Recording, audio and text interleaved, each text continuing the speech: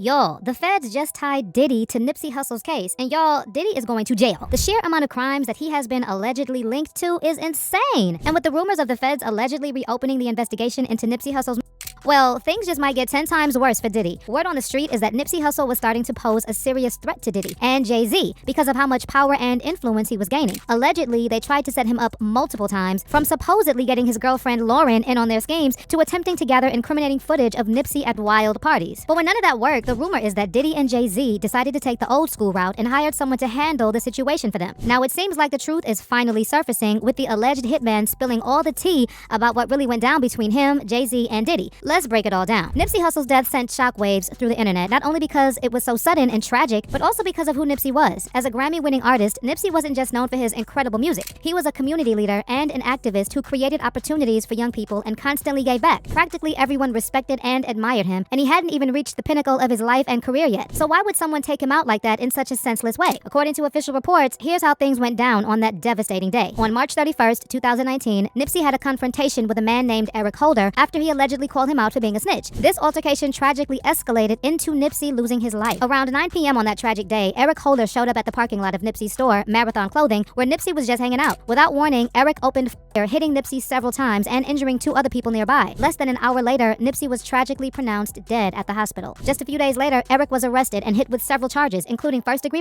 murder, attempted murder, with a firearm, and possession of a firearm by a felon. He was eventually convicted on all counts and sentenced to 60 years to life in prison. Now here's where things get wild. During the trial, Eric Holder was reportedly in jail while he was on his way to court. According to his lawyers, 2 inmates came after him with a razor, and the attack was so brutal that Eric lost consciousness. Rapper Nipsey Hussle's alleged attack on his way to court. Eric Holder's attorney tells TMZ that he was attacked by 2 people while in a holding cell. Holder needed 3 staples after being what's believed to be a razor. He also may have lost consciousness during the attack. Closing arguments in the trial are scheduled for Thursday.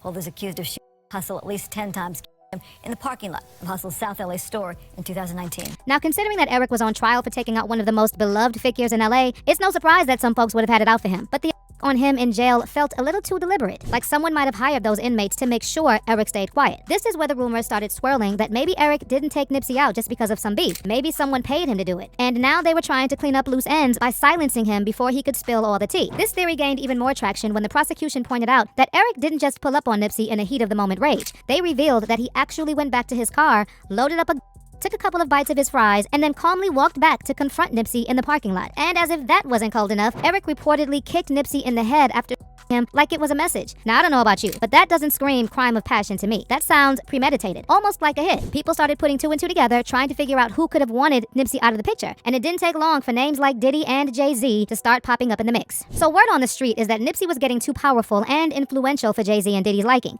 and they weren't feeling it one bit. According to the whispers, his rise made them nervous, and they wanted to take him out of the picture. Jaguar Wright didn't hold back when she dropped this bombshell, comparing Nipsey's tragic death to that of Lisa Left Eye Lopez, who passed away in a suspicious car accident back in 2002. She made it clear that these situations might not be as random as they seem, hinting at something much darker going on behind the scenes. All those Diddy parties, all of the support that Snoop has for Honeycomb, you've been moving the way, Snoop, allegedly. You Nip, y'all Nip. Moved him out of the way because he was about to give Dr. Sabi to the world all over again, just like Lisa Left Eye Lopez tried to do damn near 30 years ago. Y'all he's slick. So what do Nipsey Hussle and Lisa Left Eye Lopez have in common? For starters, both were incredibly passionate about making a difference in their communities, and both had ties to the controversial Honduran healer Alfredo Bowman, better known as Dr. Sebi. Nipsey was actually working on a documentary about Dr. Sebi before he passed, and Lisa had traveled to Honduras to film her own documentary while undergoing natural treatments from Dr. Sebi at his retreat. Here's where things get shady. Rumor has it that Jay-Z played a role in Left Eye's demise because she was allegedly about to blow the lid off of the conspiracy around Dr. Sebi and Big Pharma and some dark secrets about the industry in her documentary. People say she knew too much and was ready to expose it all. But it doesn't stop there. Right before Nipsey's untimely death, he started to get close to Jay-Z, and there were even rumors of Nipsey signing with Roc Nation. But of course, that deal never happened. Word is, Jay-Z got cold feet, fearing what might happen if Nipsey went fully mainstream, given his influence. Then Nipsey started spending time with Diddy, asking him to be his mentor. And here's where it gets even messier. Allegedly, Diddy felt threatened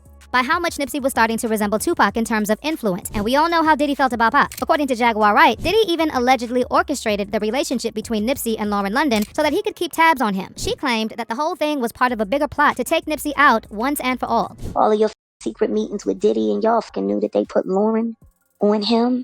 See, I know Lauren London. Lauren London used to sing backgrounds for me back in the day. You didn't know that, did you? Ah, hell no, I didn't know that. Lauren London used to be one of my background singers. She fell in love with my keyboard player. His name is Omar Edwards. Omar went on to play for Jay-Z after me, after leaving my band. Omar Edwards got Lauren London on to American Idol, which put her in position to meet Nipsey, and then she dumped Omar, who loved her madly, for Nipsey out of nowhere. All those fucking Diddy parties. Nipsey himself revealed that he first met Diddy through Lauren at Cassie's birthday bash. No, I'm saying Lauren introduced me to Puff. Oh, got you. I mean, I knew Puff, but it was more of a personal relationship after, we was at Cassie's birthday. Something like that, you know. What made you want to get an old Diddy and put him on? That's crazy. Nah, Diddy chose young, try to get him more rap nigga.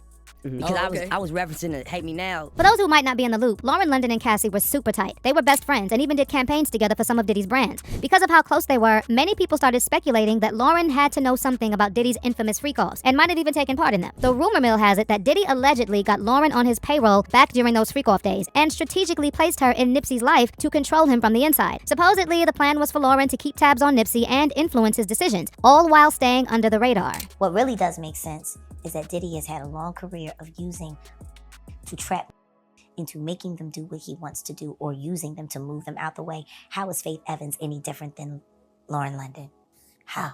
No difference at all. But fans started questioning the whole situation, speculating that maybe Lauren London was being manipulated by Diddy to keep tabs on Nipsey. The idea that she was on Diddy's payroll did not add up for many people. It didn't make sense why someone like Lauren, who had her own successful career, would need to be tied up in Diddy schemes. But here's where things really start to get wild. In an interview with Angie Martinez, Lauren London opened up about attending a seminar to learn about death and how to prepare for it mentally. Now, on the surface, this could be just a coincidence. Maybe she was dealing with personal issues and wanted to be ready for the inevitable. But here's the kicker. During the same interview, when Angie mentions how it almost seems like Lauren is preparing for something, Lauren suddenly gets nervous and shifts her tone. It's like the vibe completely changes. Fans couldn't help but notice how uncomfortable she got. And it only fueled more speculation that something bigger was going on behind the scenes. In my previous years, I went to a seminar about death.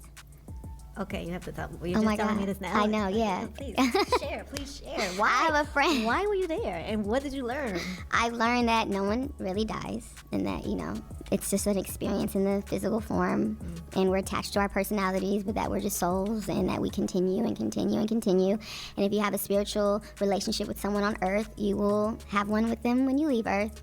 So I did this 2-day seminar on death. So And this was how long ago? I had to be 25. What sent you there? Do you find that weird though? I'm weird. No, it's not weird that you would go. It's almost like you were preparing yourself for what you would have to Well, deal I with. told you I didn't have such a connection to Earth at a young age. I know, but you don't find that as you were preparing yourself for what you were gonna have to deal with. But that we're all gonna have to deal with. That's true. Point. All right, very good.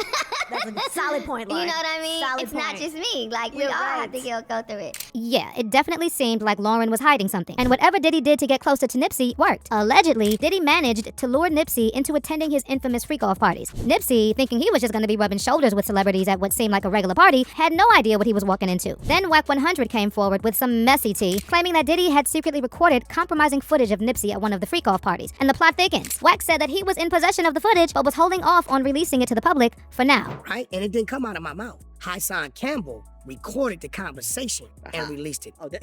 That's where it came out. It's only because of me that the damn tape still ain't came out to date. But anybody want to challenge me to these you notice that the first baby mama who starred in these tapes has never one time said Wack 100 is lying. I didn't want it to come out. Hassan Campbell released it. Right. They asked me about it. Well, I come from a power rule, what you say once, you say twice. So when they asked me about it, what you want me to say? No, I didn't say it. If Diddy really had something so incriminating hanging over Nipsey's head, it would definitely explain why Nipsey didn't push back when Diddy basically swooped in and tried to claim his entire Victory Lap album as if it were a Bad Boy project. It definitely seems like Diddy strategically inserted himself into Nipsey's life to keep tabs on him and stay in the loop about his movements. Cowboy pointed out that it was bizarre for someone to just randomly take Nipsey out in front of his own store, a place where he was almost every day. Hatred, jealousy, envy. That's all it was. Had they had a real beef or something, had they been beefing, I could say nothing. Had they had a real beef, that was just all out blatant crime. That was all hate, jealousy. You know what I mean? Had they been beefing and they was going at it, you know what I mean? That would be a different ball game. You know, nobody could say nothing about nothing. You know, this dude did a foul crime when he started wearing off and turned himself in. You know, he didn't come back and do no street justice. You know what I mean? He didn't get nobody no action at him.